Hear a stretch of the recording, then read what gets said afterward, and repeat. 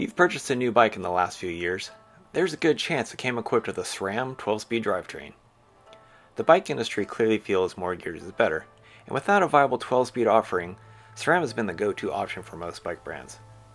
Fortunately, the new Shimano 12-speed component group is finally here, and being available in both SLX and XT, it means we finally have some additional drivetrain options. To make room for the small 10-tooth cog, Shimano designed a new freehub body standard they've coined Micro Spline. However, they initially limited licensing the new freehub design to the bulk of manufacturers. This has left us, the end user, with limited options for the rear hub you can currently run with Shimano 12-speed. But what if you want to run the new drivetrain on a wheel set you already own? Does this mean you have to cough up the dough for a new rear wheel? In my case, I wanted to run a Shimano 12-speed drivetrain and pair it with a Spank Industries wheel set.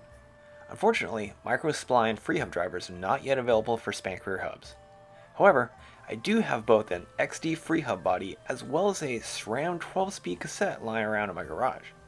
After all, they do both have 12 speeds, and how different is the spacing really on Shimano versus SRAM 12 speeds?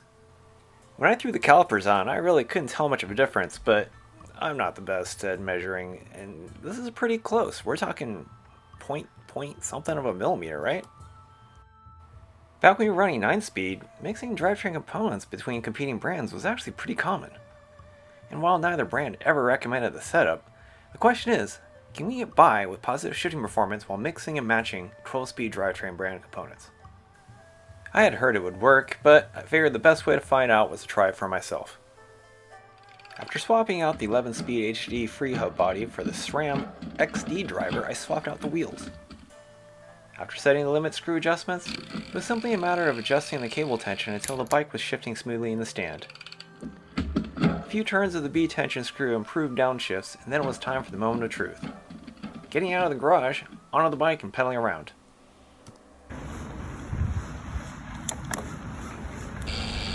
My first impressions were it shifted great. Everything was shifting fine on the street, so it was time to get out and go for a real ride. And for a real ride, I guess we mean road trip, because we jumped in the car and headed down to Southern Oregon. Our first stop was Mountain of the Rogue Trail. Mountain of the Rogue starts with a pretty long single track climb to get to the top of the mountain before you get to do any good descending, but it's a perfect time to get used to shifting and dial things in. Alright, just reached the top of the climb. Today we're riding Mountain of the Rogue Trail here in nice and dry Southern Oregon. We're just above the city of Rogue River, and for those who haven't ridden this trail, it's a great BLM managed trail. If you like Sandy Ridge, it's pretty similar. Lots of undulating single track with some flow trail features. And honestly, just made it to the top of the climb. It's about 4 miles of rolling contour single track, and got myself warmed up.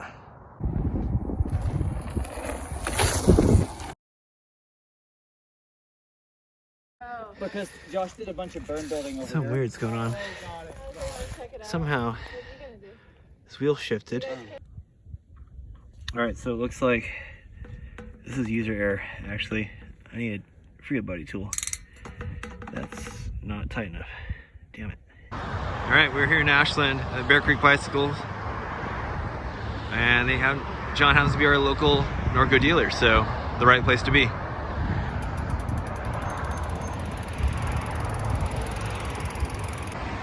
Although I was sure I'd cranked down the cassette, it somehow came loose on the trail. Fortunately, during my stint as a bike mechanic, I used to work for John Ford at Bear Creek Bicycle, our favorite bike shop in Ashland, Oregon. Then back up. So, got a little bit of play, that was causing the issue. Okay. Yep, that came loose. That is definitely loose. Jesus Christ, that was almost coming off.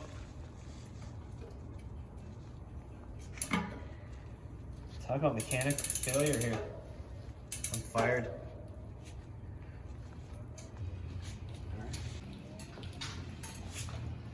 Start at 4 corners. Let me know 4 corners. When we were on the trail, there was like nothing. We were going all. It's a lot of Yep, sign that was the. on that kind of thing. I would check the derailleur too. Those loosen up. That is really.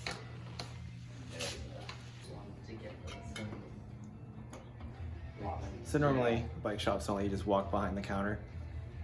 Backstory, we've got a history, worked here back in the day for a season, and this is definitely our favorite shop in the Rogue Valley. So if you're in the area, definitely come by, talk to John about getting a Norco. He's also a you're a Da Vinci dealer as well? Yeah. And Da Vinci dealer? All right, so bike's fixed. We're ready to hit the trail again. Thanks a ton to John Ford and Bear Creek Bicycle. All right, we're back to it.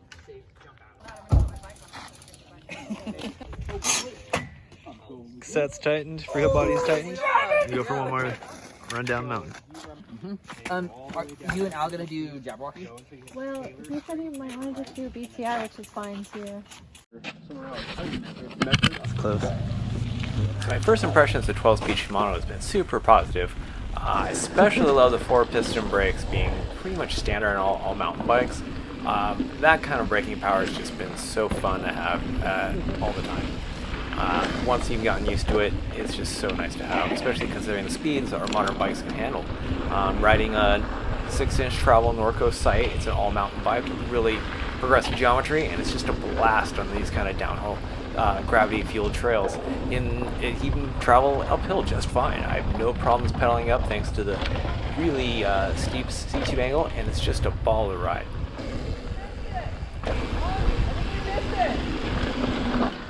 No, it's the next turn. Yeah, that's what Oh, this is that road, right? Yeah. Okay. Yeah, I think up That fired permanently. Also, if you haven't ridden the trails in Ashland, they are super fun. Just super fun and fast trails, lots of flow. The section we're on is pretty smooth, but we're just having a good time hauling ass and ride with the boys. I honestly don't remember. Is it a straight line landing?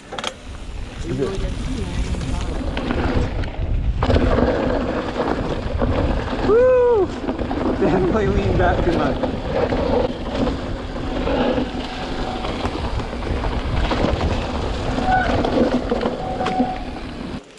Shifting with the 12-speed Shimano has just been really crisp and clean, no problems whatsoever. Has a really great feel with the shift lever as well. In fact, if I didn't know that I was running a hacked drivetrain, I wouldn't really notice at all. It just works, and that's all I really care about when I'm riding my bike. And honestly, that's probably how most of us are.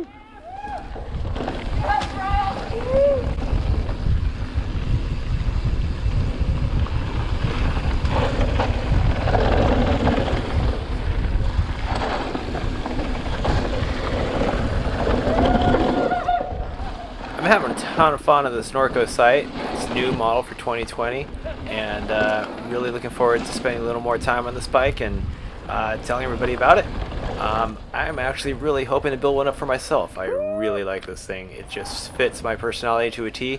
It's just a good, fun time on a bike, and available in both wheel sizes, so regardless of your flavor, they got you covered. Needless to say, after spending some time on the trail, the 12-speed hack experiment is a success, and I have no problem recommending it to anybody. Now, I can see how a lot of brands aren't going to officially recommend it, but that's fine. You're never going to see that. That said, I'm running no problems whatsoever, and wholeheartedly recommend it. If you don't have the option of a Micro Spline freeheld body, mixing up the drivetrains seems to be providing suitable performance, and I think you can just get by just fine. Hopefully this video was useful for you, and if you liked it, please give it a like. And we've got a new channel here, so if you enjoy our content, please give us a like and a subscribe, because we could certainly appreciate it. It's a lot of work to make these videos, and take some time to get things going. So thanks a lot. Thanks for watching.